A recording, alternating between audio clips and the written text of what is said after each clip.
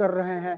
यह सौभाग्य का विषय है कि आपके हाथों श्रद्धेय विनय कुमार पाठक जी के हाथों इस कृति का विमोचन होना था। कृपया वहीं से आपको यदि पुस्तक विमोचित इसका करने का परवर्ती कष्ट करें।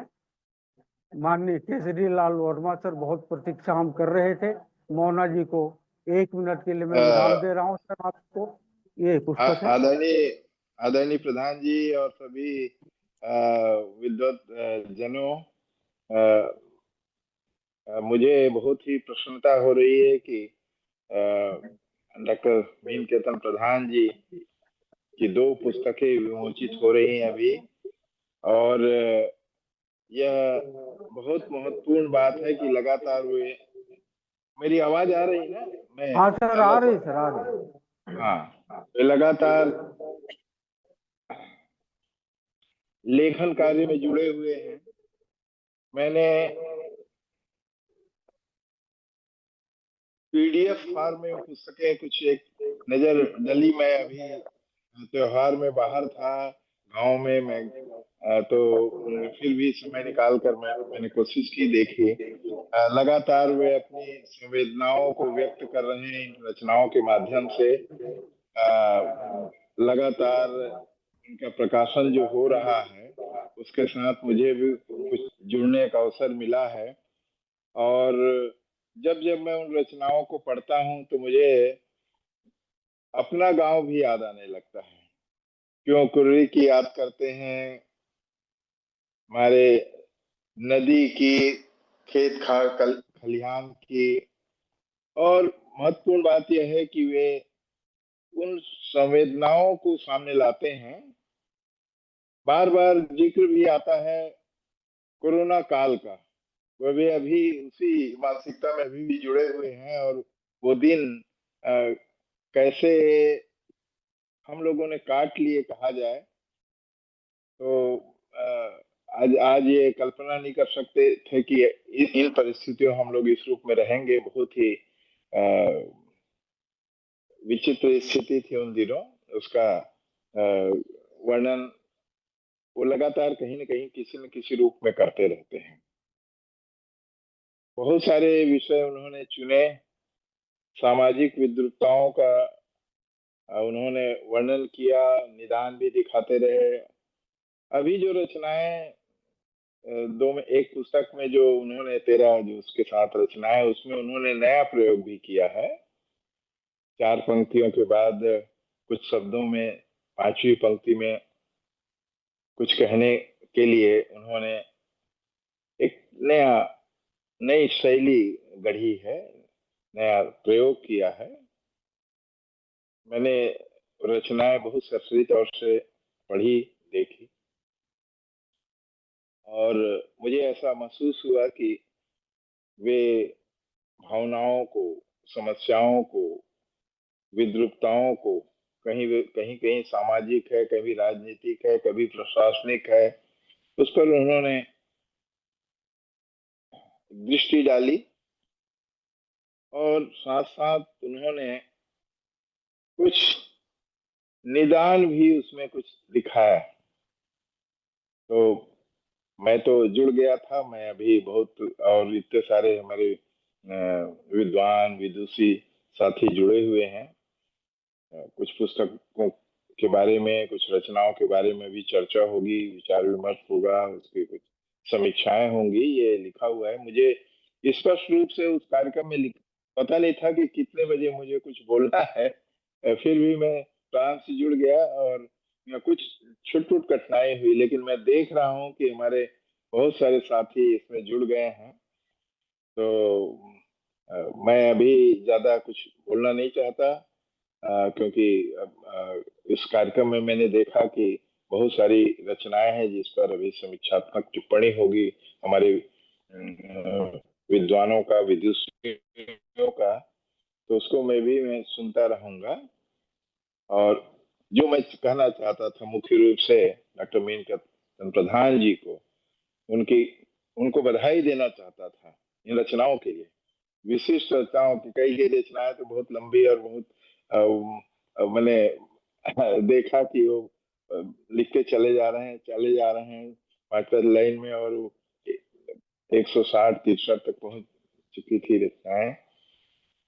कुछ बहुत संक्षिप्त में रचनाएं हैं कुछ, लेकिन असली चीज मैं हमेशा कहता हूं कि जो समाज में जो कुछ घटित हो रहा है उसको आपने किस रूप में देखा, उसको अभिव्यक्त करना और उनको संप्रेषित करना लोगों के लिए बहुत महत्वपूर्ण है। और मैं यह भी कहता हूं कि संवेदनाएं हमेशा जीवित रहनी चाहिए, भावनाएं हमेशा कायम रहे, क्योंकि समाज में ये इसी की कमी आ रही है, संवेदनाओं की कमी आ रही है। दूसरे कष्ट में है, दूसरी समस्याएं हैं, उसको इग्नोर करते हैं, कई बार उसकी उपेक्षा कर देते हैं। और ऐसा अगर हम करते हैं तो जिस प्रकार से हम समाज की कल्पना करते हैं कि हमारा समाज बेहतर हो, अच्छा हो, बेहतर इंसान बने, अच्छा समाज बने, अच्छा देश और अच्छे विश्व बने, हम तो विश्व कल्याण कल्याण की भावना के साथ चलते हैं। मुझे लगता है कि डॉक्टर प्रधान ने कोरोना काल को विशेष रूप से लक्षित करके तमाम रचनाएं पहले भी की, अभी भी कर रहे हैं। वो जो करू काल है उसको भुला नहीं पा रहे हैं और उसको शब्दों में व्यक्त कर रहे हैं। वो दिन हम सब कभी भूल नहीं सकेंगे। मैं तो उन दिनों कभी अचानक जब पढ़ रहा था तो याद आने लग गया कि मैं भी प्रभावित रहा कोरोना से। एम्स के डायरेक्टर मेरे मित्र डॉक्टर नितिन नागरकर जी ने को पता चला, मैं और मेरी पत्नी दोनों कोरोना से पीड़ित हो गए। मैं उन दिनों कुलपति था पंडित रविशंकर शुक्ल विश्वविद्यालय का। उन्होंने कहा आ जाइए, तुरंत भर्ती हो जाइए, अब एम्स में हम करते हैं। हम दोनों रहे वो दिन, हमने 5 दिन जो काटा, उन दिनों का एक एक दिन अब आसपास हम देख रहे थे कि कैसे किसी की डेथ हो रही है आसपास जो भर्ती है उसमें से। वो एक काल था, वो दहशत पैदा करने वाला। तो मुझे लगता है वो बहुत अंदर तक डॉक्टर प्रधान को प्रभावित की है। वो समय समय पर उनको व्यक्त करते रहते हैं। ईश्वर ने हमें बचाया, हम सबको, जो अभी देखिए हम सब जुड़े हुए हैं और उससे मुक्त हुए। वो बड़ा अजीब सा शब्द बार बार प्रयोग कर रहे हैं, वो पॉजिटिव और ये कोरोना, दुनिया भर की बातें ये मैंने रचनाओं में अभी भी देखिए ऐसी बातों को। तो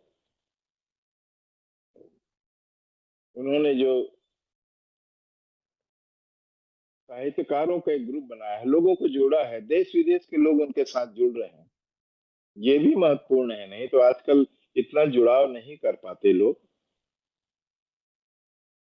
दूर दूर में बुल्गारिया में बैठे हैं, जर्मनी में बैठे हैं, इंग्लैंड में बैठे हैं, सब लोग इनके डॉक्टर प्रधान के साथ जुड़ रहे हैं। दिल्ली में और बाहर पूरे देश के लोग अपने अपने क्षेत्र में जो साहित्यकार काम कर रहे हैं वो उनके साथ जुड़े हुए हैं, इनके कार्यक्रमों में सम्मिलित होते हैं और बड़े बड़े कार्यक्रम आयोजित करते हैं। ये महत्वपूर्ण बात है। तो मैं कुछ बहुत संक्षेप में बोलना ही चाह रहा था कि डॉक्टर प्रधान को, पूरी टीम को, उनको बहुत बहुत बधाई।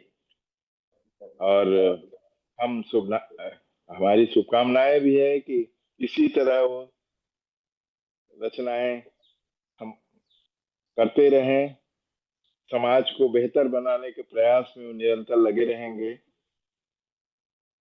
स्वस्थ रहें, प्रसन्न रहें, साहित्यकारों को इसी प्रकार जोड़े रखें, सबको अपनी बात कहने और का एक अवसर देते रहें। और ऐसे ही हम सब मिलकर करते रहेंगे तो साहित्य का सृजन भी लगातार होता रहेगा, प्रकाशन भी होता रहेगा और हम बेहतर इंसान बनाने की प्रक्रिया से जुड़े रहेंगे, जो कि आज सबसे जिसकी आवश्यकता महसूस की जा रही है। तो पुनः हमारे प्रधान जी को, पूरी टीम को और आप सब जो लोग जुड़े हुए हैं इस कार्यक्रम में, सबको बहुत बहुत बधाई और शुभकामनाएं। मैं अभी जुड़ा रहूंगा, सुनूंगा आप सबको। मैंने तो बहुत बहुत छोट छोट ऐसी बातें की है। मैं बहुत अभी ज्यादा बोलना भी नहीं चाहता, समय भी नहीं है। कभी और हम चर्चा करेंगे, बात करेंगे इस प्रकार से, और जुड़े रहेंगे इसी शुभकामनाओं के साथ। नमस्कार प्रकार। बहुत धन्यवाद सर। अधिष्ठान हार्दिक कृतज्ञता ज्ञापित करता है। और ऐसा अप्रत्याशित कभी कभी यह भी हो जाता है कि जिनका स्वागत, उद्बोधन जिनके लिए प्रस्तुत होना है, वे स्वयं उद्बोधित हो गए हैं। इस उद्बोधन के पश्चात मैं फिर